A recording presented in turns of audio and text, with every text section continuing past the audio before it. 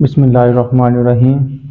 ये 9th class की chemistry chapter number 4 chemical bond के मतलब हम पढ़ रहे हैं। आज हमारे पास लास्ट वाला बॉन्ड है मेटेलिक बॉन्ड।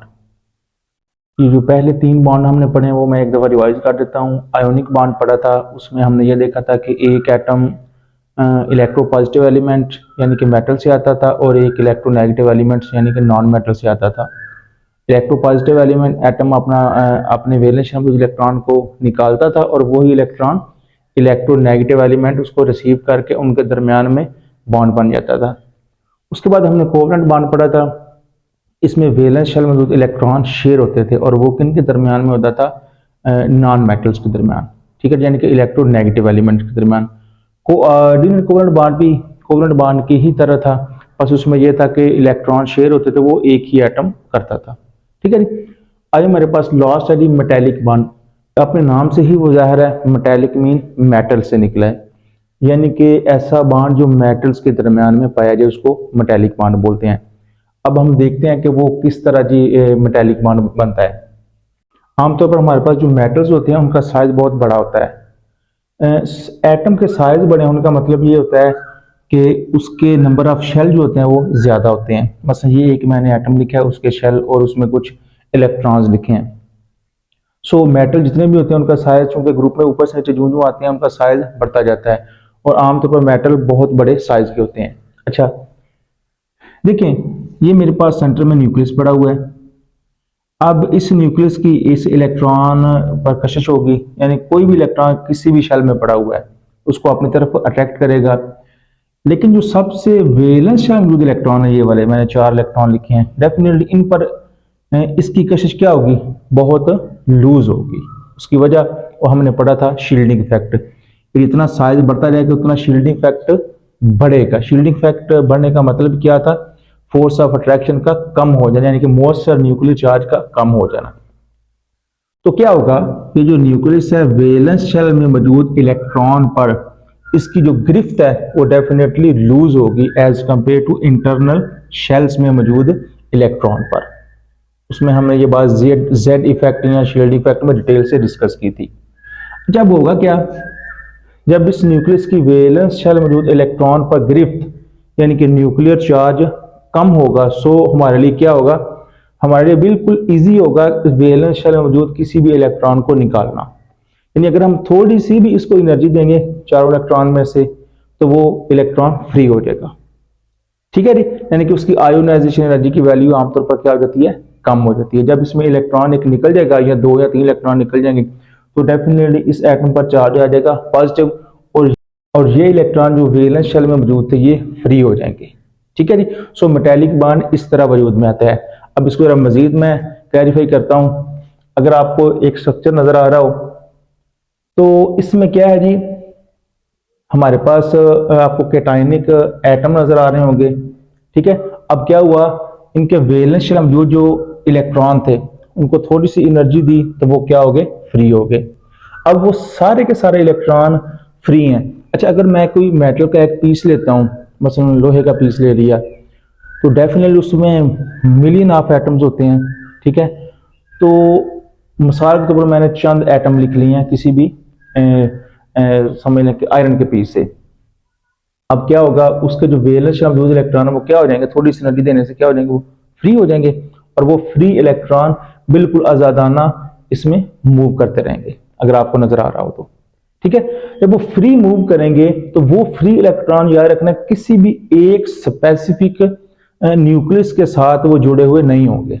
वो आजाद इलेक्ट्रॉन जिस तरह आपको नजर आ रहा है, समझे कि इलेक्ट्रॉन का एक समंदर है फ्री इलेक्ट्रॉन का और उसके दरमियान में न्यूक्लियस पॉजिटिव चार्ज वाला उसके दरमियान में मर्ज हुआ हुआ है, यानी उसमें डूबा हुआ है। तो वो फ्री इलेक्ट्रॉन बिल्कुल आजादाना मूव कर रहे हैं, जिसको मोबाइल इलेक्ट्रॉन भी बोलते हैं, क्योंकि ये किसी स्पेसिफिक न्यूक्लियाई के साथ जुड़े हुए नहीं होते बल्कि वो फ्री आजादाना मूव कर रहे होते हैं और उन इलेक्ट्रॉन पर चार्ज डेफिनेटली नेगेटिव है और कैटायनिक एटम बने हुए हैं और न्यूक्लियस पर चार्ज क्या है? Positive. So in free electron और पॉजिटिव न्यूक्लियस के दरमियान एक फोर्स ऑफ अट्रैक्शन होगी। उस फोर्स ऑफ अट्रैक्शन को हम बोलते हैं मेटेलिक बॉन्ड, ठीक है जी। सो ये मेरे पास मेटेलिक बॉन्ड का सिंपल फिनोमेना है, ठीक है जी। मेटेलिक बॉन्ड की डेफिनेशन क्या हो जाएगी? ये हमारे पास कशिश की फोर्स है मेटल्स के न्यूक्लियाई और फ्री मोबाइल फ्री इलेक्ट्रॉन के दरमियान, उसको हम बोलते हैं मेटालिक बॉन्ड। ठीक है जी। अब इसकी जो प्रॉपर्टीज डिस्कस कर लेते हैं मेटालिक बॉन्ड की। अब जो हम इसकी मेटालिक बॉन्ड से जो यानी कि डेफिनेटली इस तरह हमने आयोनिक बॉन्ड से पढ़ा था, आयोनिक बॉन्ड से कौन से कंपाउंड वजूद में आते थे, आयोनिक कंपाउंड, और कोवेलेंट बॉन्ड से कोवेलेंट कंपाउंड। इसी तरह मेटालिक बॉन्ड में मेटल्स, यानी कि मेटल्स की जो कैरेक्टरिस्टिक होंगे उनके दरमियान में बॉन्डिंग कौन सी होगी, मेटालिक। अब मेटल्स की क्या प्रॉपर्टीज हैं वो वन बाई वन डिस्कस करते हैं। जी हम मेटल्स की प्रॉपर्टीज डिस्कस कर लेते हैं। जिस तरह हमने पढ़ा था कि आयोनिक बॉन्ड के नतीजे में जो कंपाउंड बनते हैं वो आयोनिक कंपाउंड कहलाते हैं, और कोवेलेंट बॉन्ड के नतीजे में जो कंपाउंड बनते हैं वो कोवेलेंट कंपाउंड कहलाते हैं। जी अब हम मेटल्स की प्रॉपर्टी डिस्कस करते हैं। सबसे पहले प्रॉपर्टी है जी, दे शो मेटालिक क्लस्टर, कि कोई भी मेटल्स है उसमें अपनी एक चमक होती है। आप कोई भी अपने रोजमर्रा जिंदगी में देख सकते हैं, मैग्नीशियम है, आयरन है, लेड है, कॉपर है, तो उसकी जो सरफेस होती है वो शाइनिंग होती है। ये हम सिंपली भी ऑब्जर्व कर सकते हैं। ये दूसरी प्रॉपर्टी है इसकी मेलिबल और डक्टाइल, कि मेटल्स हमारे पास मेलिबल और डक्टाइलेबल होती हैं। क्या मुराद है, क्योंकि जब हम रॉ मटेरियल यानी कि जमीन से कोई भी मेटल हासिल करते हैं तो वो एक ठोस फॉर्म में होती है और इरेगुलर फॉर्म में होती है, उसकी कोई स्पेसिफिक शेप नहीं होती। फिर हम क्या करते हैं, उसको मुख्तलिफ प्रोसेस से गुजारते हैं। सिंपली आप ये समझ के उसको बॉयल कर लेते हैं, मेल्ट कर लेते हैं और उसको कन्वर्ट कर लेते हैं तारों में।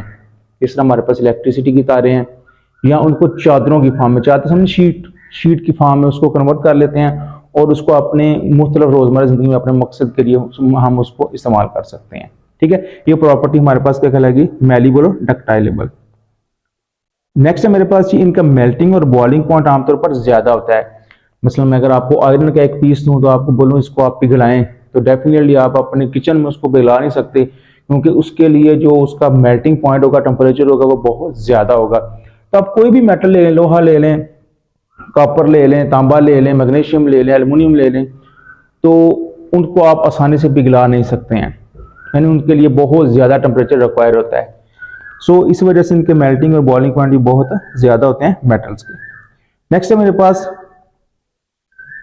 जी, इनकी आयोनाइजेशन एनर्जी कम होती है। उसकी वजह ये हमने पढ़ा है, क्योंकि एटम का मेटल का साइज बहुत बड़ा होता है, तो उनके वैलेंस शेल में मौजूद इलेक्ट्रॉन पर न्यूक्लियस की गिरफ्त बहुत कम हो जाती है, जिसकी वजह से इलेक्ट्रॉन को बहुत आसानी से हम निकाल सकते हैं, यानी कि एनर्जी निकाल के।